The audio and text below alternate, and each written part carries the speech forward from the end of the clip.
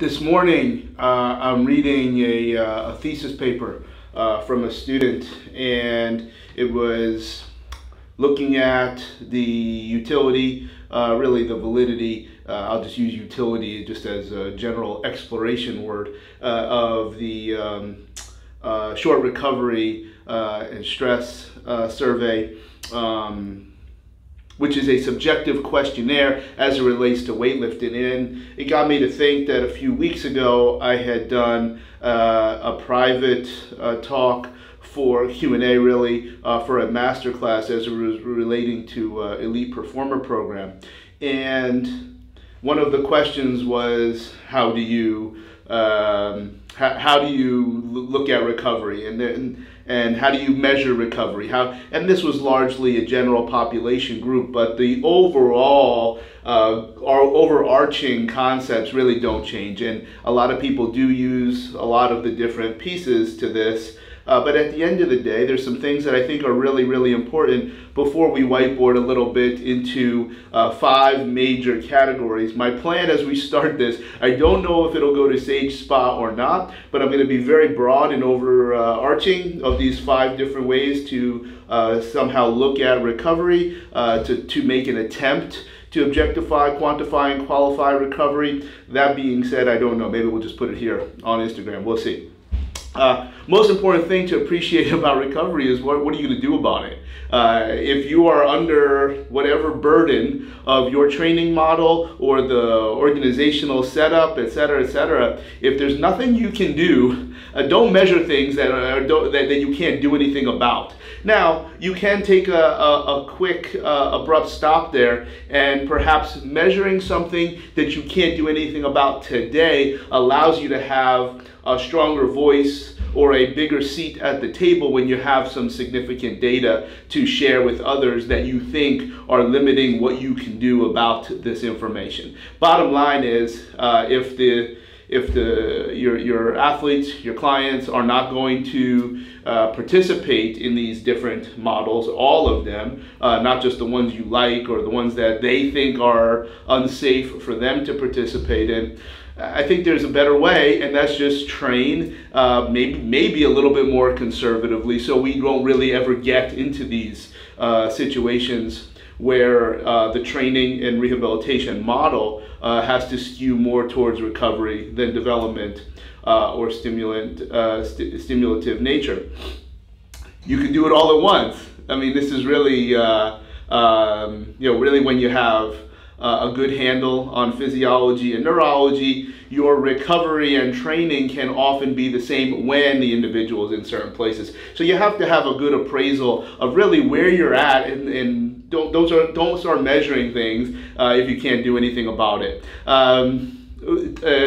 This one I'm not going to say who the coach is, because I have an incredible positive relationship with him, so I don't want to paint him in this light. When I first met him in,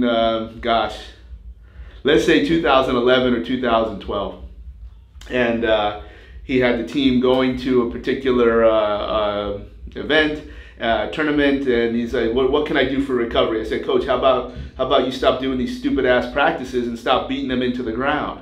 Remember too, there's only going to be so much that you can control if you're on the performance side, and the coach is going to do what they do, and you have to be reactive. That can be actually very exciting, at least to me it is. Like, if you're going to give me something that is very unintelligent in terms of spending biological resources, we have to then really dig in, not only hopefully have an opportunity to measure, which again, that's what we're going to talk about here today, but also how creative can you be, and how reactionary proactively can you be when you know that there's a lack of intelligence or a schedule that is simply incredibly burdened, as it appears to be in something like Major League Baseball. So don't measure if you can't do anything about it, but also start to appreciate where you're at in the situation. Very similar concepts, so that you don't go down rabbit holes and don't start measuring things that you can't do anything about, or much less spending money, but more importantly, spending points in the relationship with the athletes or the clients. So we'll talk at this at a very overarching level. as I said, I'm trying to think if there's anything else that's really important. Recovery from what? When we look at choosing, we're going to talk about overall ways to measure, but when we look at the actual interventions, you should always have a very strong position of we are using this strategy to create this physiological or neurological response. Because when I did measure, that's what the measurement, that's what the questions I was asking, and that's what the body told me. So this is we just do this for recovery, or we're doing a recovery day. This is really suspect, very suspect. I think you're probably doing less stimulative things. Doesn't mean you're doing anything bad, but mobility, yoga, stretching is not necessarily recovery if you have no idea that whatever those methods are doing mechanically, neurologically, are answering what the body is looking for, so that they can come back at some point soon and have very intense or very intense training or very reliable performance. I think that's also very important. So let's start number one and go back to that, I think it was his master's thesis that we were looking at. And the first overall category of how you can measure someone's recovery is number one, subjective.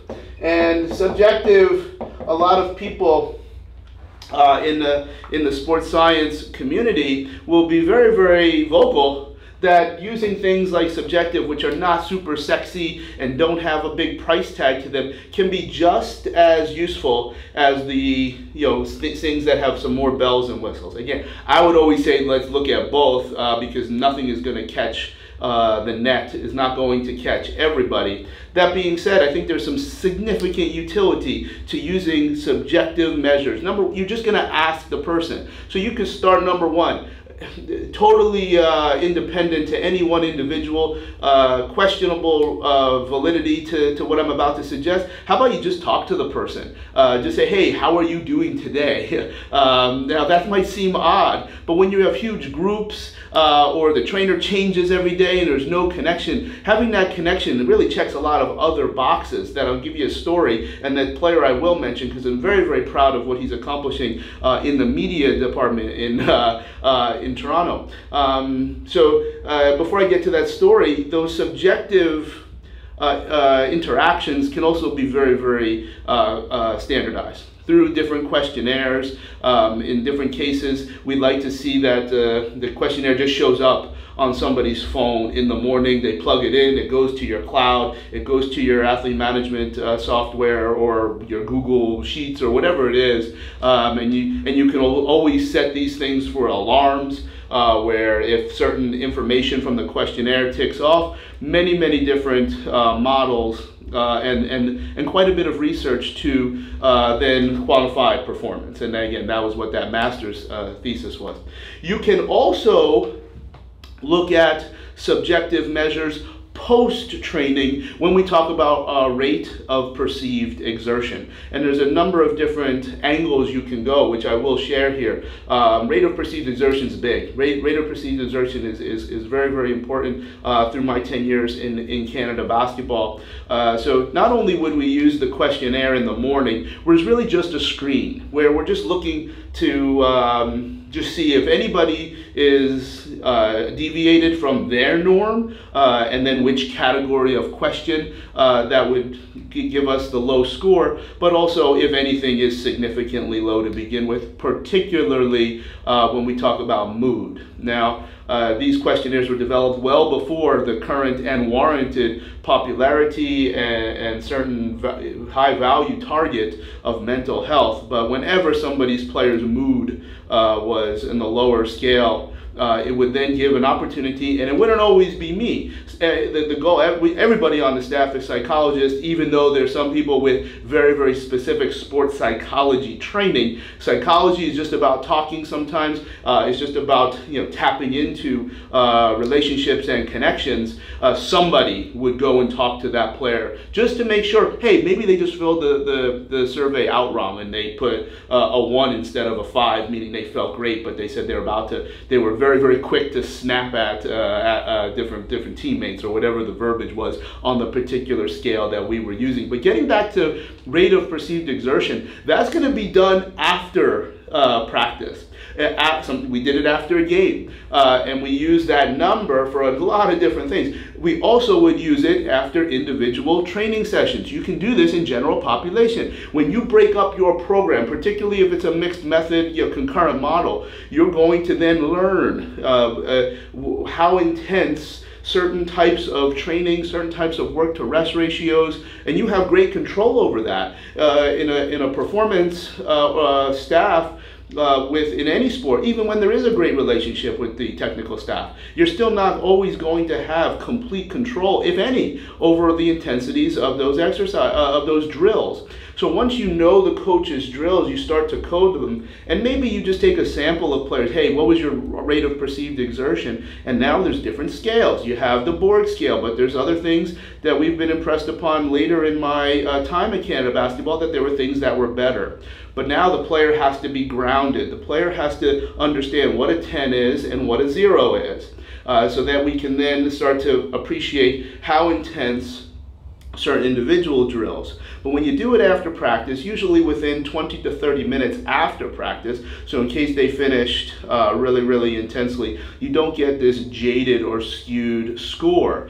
We would look at individual players versus each other. We would look at what the coach thought. So now we tell coach, I need your RPE for the practice. How hard do you think this will? What type of practice did you put out there? Because coach, you're never wrong. You know what you tried to accomplish with this group. So we can look at it like if a lot of the players, we don't look at averages per se, but we look at, all right, lots of players thought that was a 4, coach thought it was a 4, at least what he thought was the right thing, as we try to educate the coach and further screen out for any type of recovery issues. But we'd also want to see if coach thought it was a 7 and the players thought it was a 4. Coach, you lost an opportunity to really bring the heat with these guys and get after it, because based off of this information, we have reason to think that the players could have done more, meaning they could have practiced longer, practiced harder, developed more, in theory. Sometimes it goes the other way. When coach says it's a 4, but player says it's a 7, well, now we got to understand something. Now, is the player injured? Is the player lazy? Is the player hurt? Is the player fatigued? Or are they out of shape? Because they really all look the same. So when you have the players identifying something much harder than what the coach thought, then you have this is something that can be elucidated from rate of perceived exertion. Now, I want to get back to the story. Certainly, particularly when you're dealing with professional athletes, whether they even participate in these types of expositions into what can be perceived as their private self, their private life. Sometimes they just hit the buttons on the questionnaire, or they'll just answer the same all the time. And one day, doing really player I feel very good about the connection with, so I will talk about it. Same thing with the coach. I just don't know, I want to be painted in a not so great light. He put mood was very, very low. But he would be somebody that would put the same score all the time. Javon Shepherd, fantastic player from University of Michigan, tremendous overseas career. More importantly now, really having a very, very strong role, not only in the development of basketball across all levels in the country of Canada, but particularly in the media. He's done things with the CEBL. Really, really excited and proud to see what he's doing after his playing career. So anyway, he would always put the same number. So you knew that we're not going to learn anything from what he was doing, but we never bust balls on that, because I'm thankful that they're even filling it out in the first place, that they're not going to be so disrespectful to not do it. Except one day, he was very, very low. And I'm like, very low in mood. So I'm going to always run the model. I'm not going to just assume that he didn't hit the right button, or the slider button slipped. And I said, Jay, what's up, man? He's like, what? I said, no, you doing all right? He's like, yeah, what do you want? I'm like, yo, well, you put a 1 in mood. He's like, no, I didn't. I said, I know you totally did. He's like, no, you know I put the same numbers every day. And I showed him the phone. And he goes, you actually look at that. And now this is like this epiphany. Like sometimes players don't even think you even care what they're saying. They don't even look at it. I said, dude, I look at this every day. Of course I do. And he's like, he put his arm around me because of course he's like 6'7" and I'm not. And he goes, all right, man. And it was just a very strong connection to think that even though he did not find the value in sharing valid information, now he knows and he knew that there was somebody that really did genuinely care for what he was reporting, even though it was silly. He made a mistake and he was trying to just put all the same numbers and really not share information. And that's okay. Like not everything, which is why we need 5 categories in my opinion, because not every single player is going to relate and be grounded to every other form that you find value in. But again, subjective can be very, very easy because it's very, very low cost. Number 2 is objective, okay? And objective is a little bit fuzzy because you're really just looking at things. You're looking at players' posture. You're looking to see if they're sitting by themselves. Sometimes you can see in their eyes if they haven't slept well. There's not a lot to talk about there because it's kind of like if you know, you know. Objective information can then further act as a screen. Now, we could combine objective with whether we call it 2A or 3 with testing, okay? Now we can look at lots of different things. We can look at all the different measures that are much more objective than what a player simply or an individual says. In the general population, anytime someone's using a toy, it's very, very useful to analyze this. Now, the information that is being generated from this toy hopefully is useful, but we're looking at things more like, let's say, resting body temperature, which certain measures. If you're wearing something on your wrist, probably not very useful for temperature. But if you wear it up here or on your finger, you can get some good information on temperature. So if somebody's riding hot, you might have an idea that there is some form of under recovery. We can look at their posture. We can look if they're sitting by themselves. There's a lot of things there that are more subjectively objective, but then when we look at testing, you can look at hand grip, where you will see a useful standard deviation when someone's under recovered. You also, with hand grip, you have an opportunity to look at right versus left, and you do have an opportunity to screen for pain. We can look at vertical jump, where there's less of a deviation. We can look at submaximal fitness test. So now if you know somebody's yo-yo score, you just do the first 4. That can be the end of your warm-up for certain training sessions and or sports. So where is there a standard deviation? Is their number much higher there? The limitation here to testing is that, are they dogging it? And are they taking it seriously? Just like in different situations when they don't take seriously. But I'm not into the boy who cries wolf. We're gonna do what we believe, and if the environment allows for that, then the culture will continue to germinate into this is how we do things. Obviously, when you're at the highest levels with high-level professional athlete, there's not much of a privacy issue here, but when that test for recovery is too consistent, meaning every day, or on days that don't make sense to them. I've seen players that didn't want to do jump tests because they were used to doing it on Saturday instead of Monday. And the player had a good point. He's like, I'm a Pro Bowl level player. I've done this my whole career. Why do you need me to change? I'll do the test. I just want to do it Saturday. That was a little bit of a pissing contest. But again, are we getting the information or are we conforming? Both are very, very important. I'm trying to think any other types of good objective tests. I don't know that using the same tests that we would always use from a movement evaluation is really always going to give us chronic fatigue changes. Acute, yes. Very interesting study from Concordia. I don't know if it ever got published, but you'll see certain movements in the functional movement screen be much more sensitive to change in a negative fashion after a beep test. So, but I would not use something like that to measure recovery. You're not going to see that big of a change at that level. Vertical jump, grip test, some other things you certainly can look at. I don't know that there's research to support this, but if anything, you can see standard deviations, meaning you know what they are when they're at their best day, so you're going to look at who they are today. That can give you some angles on different tests that have a significant neurological component. So we could look at a star excursion or a Y balance. If you don't see any changes, you throw it away. Not that you throw away the test from a measurement standpoint to build out who the person is on their best day, but maybe not so useful for recovery. So objective and testing are similar. Okay, so now number 4, we're going to look at medical. So this is highly impractical, highly expensive, but incredibly accurate. So is there an opportunity to measure lactate?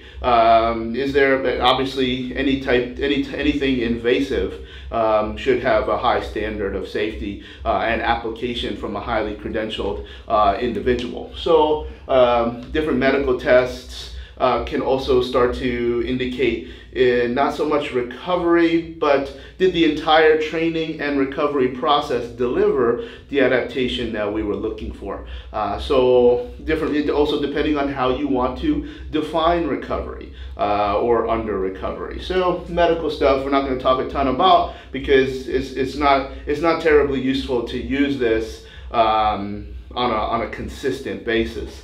But one way to start to bridge all of those together is using technology, which, you know, we talked a little bit about toys. There's things that are not toys, but ultimately technology, where we're all looking at the same things. You're looking for markers and significant changes. Different technologies require a little bit more belief in what the technology is claiming to do. And just because something claims to do something doesn't mean it always actually does it, particularly if it's living in a less discerning market like general population. So just because somebody says it's measuring your sleep doesn't actually mean it's actually doing that. It's measuring something, but it doesn't always measure what you think it is. And the proprietary indices, even on technologies that I would find highly useful, they're make-believe, they're made up. So you're really just looking for up and down. You're not looking for that does this number actually tell me something that can be stratified across a group of individuals. But when we look at technology, it needs to be repeatable. Obviously that means reliable. When it's repeatable, it's got to be repeatable the same way every time. Is it portable? Is it practical? Is it non-invasive? And can you then create information that bounces data from one day versus another day? And that's really what all of these things are really trying to do. You have to have an appreciation of who they are when they're great and ready to jump over the moon, and who they are today. And if there's enough of a change, well, then you should be either employing something in conjunction with whatever you have planned or creating a change. So I think general population and athletic populations, there's something you can do with all of these. And as I said, I gave a lot of information here, subjective to start it off, but what we'll try and do is maybe do another 5 videos here on each of these particular topics. I'll change my shirt so at least you won't know if I did it the same day. So we'll talk more on where you can find some of the research, some things that are not highly researched, etc., and start to build out a philosophy on how you're going to know without guessing, because there are ways, but everything here has advantages, everything here has significant limitations as well. So hopefully that makes sense. Hopefully we'll be able to get these videos in order soon. At the end of the day, if you do happen to cross through a particular section of Mobile, Alabama, I'm talking about that Crichton section. Anybody seen a leprechaun? Say yeah.